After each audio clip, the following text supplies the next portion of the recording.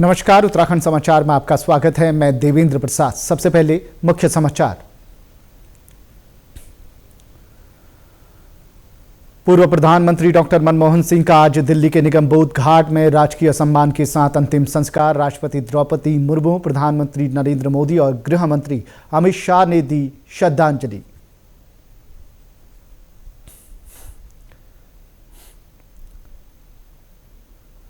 प्रदेश में दूसरे दिन भी बारिश और बर्फबारी, शीतलहर चलने से ठिठुरन बढ़ी। हिल स्टेशन पर्यटकों से गुलजार।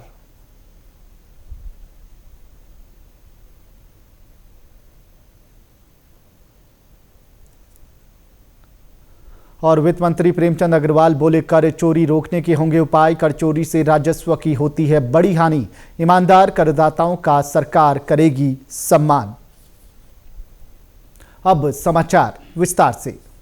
पूर्व प्रधानमंत्री डॉक्टर मनमोहन सिंह का आज शनिवार को दिल्ली के कश्मीरी गेट स्थित निगमबोध घाट पर पूरे राजकीय सम्मान के साथ अंतिम संस्कार किया गया। इस दौरान राष्ट्रपति द्रौपदी मुर्मू, प्रधानमंत्री नरेंद्र मोदी, गृह मंत्री अमित शाह और रक्षा मंत्री राजनाथ सिंह ने डॉक्टर सिंह के पार्थिव शरीर के पास पुष्प चक्र अर्पित कर उन्हें श्रद्धांजलि दी। कांग्रेस अध्यक्ष मल्लिकार्जुन खड़गे, सोनिया गांधी और राहुल गांधी भी इस मौके पर मौजूद रहे। इससे पहले डॉक्टर मनमोहन सिंह का पार्थिव शरीर शनिवार सुबह उनके आवास से ऑल इंडिया कांग्रेस कमेटी मुख्यालय लाया गया, जहां पार्टी कार्यकर्ताओं ने उन्हें श्रद्धांजलि दी। उनके आवास के बाहर भी बड़ी संख्या में लोग श्रद्धांजलि देने पहुंचे। इससे पहले कैबिनेट बैठक के बाद गृह मंत्री अमित शाह ने कांग्रेस अध्यक्ष मल्लिकार्जुन खड़गे और डॉक्टर सिंह के परिवार को सूचित किया कि सरकार उनके स्मारक के लिए जगह आवंटित करेगी। हालांकि इसके लिए ट्रस्ट का गठन और स्थान का चयन करना होगा। उत्तराखंड में बारिश और बर्फबारी के चलते तापमान में काफ़ी गिरावट आई है। मौसम के बदले मिजाज से प्रदेश के सभी 13 जिलों में ठिठुरन बढ़ी है। पिथौरागढ़, चमोली, उत्तरकाशी, रुद्रप्रयाग, देहरादून और टिहरी के उच्च हिमालयी इलाकों में आज भी बर्फबारी हुई है। कई जिलों में बारिश और बर्फबारी होने से वहां स्कूलों में छुट्टी घोषित कर दी गई। पिछले 2 दिनों से चारधाम, केदारनाथ, बद्रीनाथ, गंगोत्री और यमुनोत्री समेत प्रदेश के सभी हिल स्टेशनों में बर्फबारी हो रही है। मौसम विभाग के निदेशक विक्रम सिंह के मुताबिक उच्च हिमालयी क्षेत्रों में बर्फबारी हो रही है। हिल्स में है, वहाँ ज़्यादातर जगहों में हल्की से मध्यम है बर्फबारी, और जो अंदर के 5 डिस्ट्रिक्ट हैं उनमें कहीं कहीं पर भारी बर्फबारी भी एक आध जगहों में मिल जाएगी, जिसमें उत्तरकाशी, चमोली, पिथौरागढ़, रुद्रप्रयाग या बागेश्वर है। तो आप देखेंगे कि जो इनके 2500 मीटर या उससे अधिक ऊंचाई के जो क्षेत्र हैं, तो उनमें कहीं कहीं पर भारी बर्फबारी भी इन अंदर के डिस्ट्रिक्ट में मिलेंगे। बागेश्वर में सुबह से बारिश का दौर जारी है। कपकोट के करबी विनायक समेत ऊंची चोटियों में हल्की बर्फबारी हुई है। वहीं चक्राता की पहाड़ियों पर बर्फबारी होने के समाचार हैं। बर्फबारी को देखने के लिए बड़ी संख्या में पर्यटक यहां पहुंच रहे हैं। वहीं चमोली में दूसरे दिन भी बारिश और बर्फबारी का दौर जारी है। बद्रीनाथ, हेमकुंड साहिब, फूलों की घाटी सहित ऊंचाई वाली पहाड़ियों पर सुबह से बर्फबारी हो रही है। वहीं बात करें पिथौरागढ़ की, तो पिथौरागढ़ जिले के ऊंचाई वाले इलाकों में भारी हिमपात हुआ है। वहीं अगर बात करें टिहरी की, तो टिहरी में कल देर शाम से शुरू हुई बारिश अभी भी जारी है। जिले की ऊंची चोटियों पर बर्फबारी हो रही है। चंपावत जिले के विभिन्न स्थानों में आज सुबह से रुक रुक कर हल्की से मध्यम बारिश जारी है। अगर बात करें उत्तरकाशी की, तो उत्तरकाशी में बर्फबारी के बाद गंगा यमुना घाटी और आसपास के क्षेत्रों में सर्दी बढ़ गई है। वहीं केदारनाथ और चोपता में भी बर्फबारी हुई है। बर्फबारी के कारण चोपता में कुछ पर्यटक फंस गए थे। इनको एसडीआरएफ की टीम ने सकुशल बचाया है। यहाँ चोपता और उत्तराखंड, तो यहाँ पे भारी बर्फ पड़ने की वजह से और ये हमें प्रॉब्लम हो रही थी। तो यहाँ पे एक डीडीआरएफ टीम है जिन्होंने हमें रेस्क्यू किया था। तो इन्होंने हमारे लिए होटल भी ढूंढ के दिया है, तो बिग थैंक्स टू देम।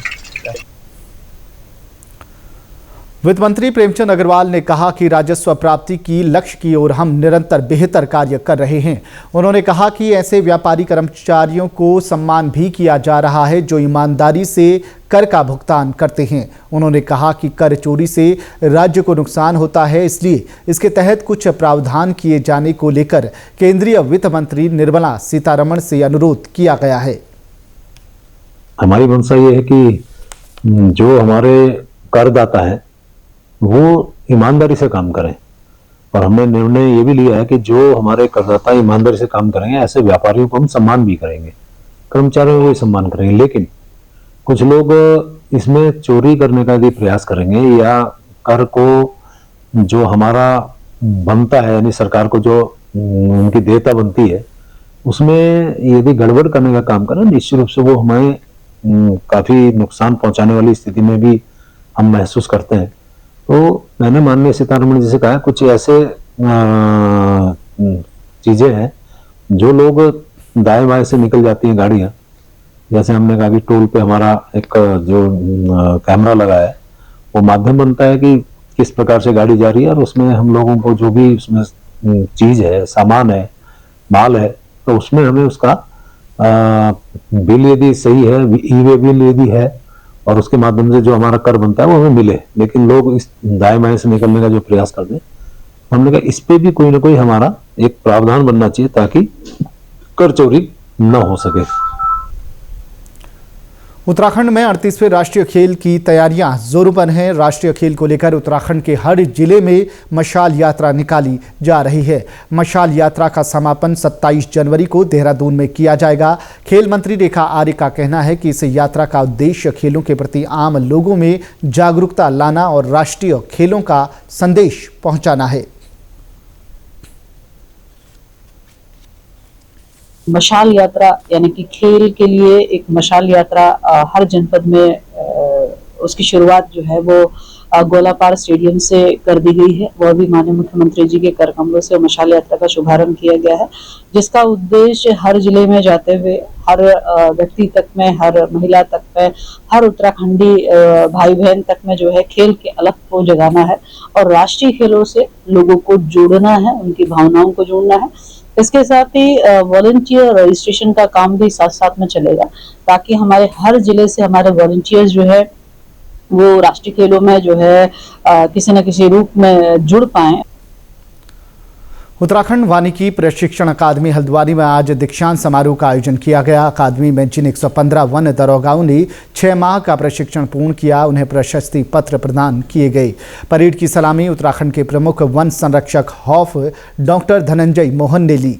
इस मौके पर प्रमुख वन संरक्षक हौफ धनंजय मोहन ने कहा कि सभी वन दरोगा अब अपने अपने वन प्रभाग में सेवा देंगे। इन्हें सभी को उच्च गुणवत्ता की ट्रेनिंग दी गई है। ये आज हमारे वन दरोगा प्रशिक्षण की पासिंग आउट परेड हुई है। 115 हमारे जो वन दरोगा हैं वो आज अपना 6 महीने का जो पाठ्यक्रम है वो पूर्ण करे हैं यहाँ पे FTI में, और इसके बाद ये तुरंत ही हमारे वन विभाग का अभिन्न हिस्सा हो जाएंगे और जहाँ जहाँ ये तैनात हैं पूरे प्रदेश में, वहाँ जाके अपने कर्तव्यों का निर्वहन करेंगे। वहीं दीक्षांत समारोह में शामिल वन दरोगा काफ़ी खुश दिखाई दिए। वन दरोगाओं ने बताया कि प्रशिक्षण के दौरान उन्हें बहुत कुछ सीखने को मिला। ने अपने 6 महीने का वन दरोगा प्रशिक्षण पूरा कर लिया है। हमारा प्रशिक्षण सत्र 1 जुलाई से शुरू हुआ था और आज 28 दिसंबर 2024 को आज हमारा दीक्षांत समारोह संपन्न हुआ है। दीक्षांत समारोह के लिए हमने ड्रिल की बहुत प्रैक्टिस करी थी और पासिंग आउट परेड के बाद हमें दीक्षांत समारोह में नैनसिंग ऑडिटोरियम में सर्टिफिकेट का वितरण किया गया। इस 6 महीने की प्रशिक्षण अवधि में हमने बहुत सारे कार्यशालाएं, उसके अलावा बहुत सारे सब्जेक्ट्स को, वानिकी से संबंधित जो भी सब्जेक्ट थे उनके बारे में हमें यहाँ पे प्रशिक्षण दिया गया।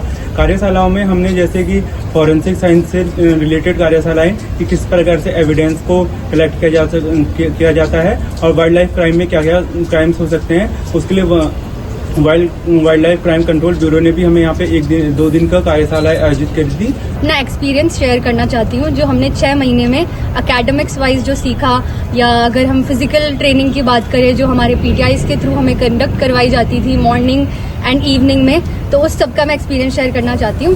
एकेडमिक्स वाइज हमारे पास वाइड वैरायटी ऑफ सब्जेक्ट्स को इंट्रोड्यूस कराया गया है, जैसे कि वाइल्ड लाइफ प्रोटेक्शन एक्ट जो हमें फील्ड में इम्प्लीमेंट करने के लिए सिखाए जाते हैं कि कौन सी एक्ट कहाँ पे अप्लाई किया जाता है, या अगर हम इंडियन फॉरेस्ट एक्ट की बात करें तो वो अलग से सब्जेक्ट इंट्रोड्यूस्ड है जो 6 मंथ्स में हमें थरली पढ़ाया गया।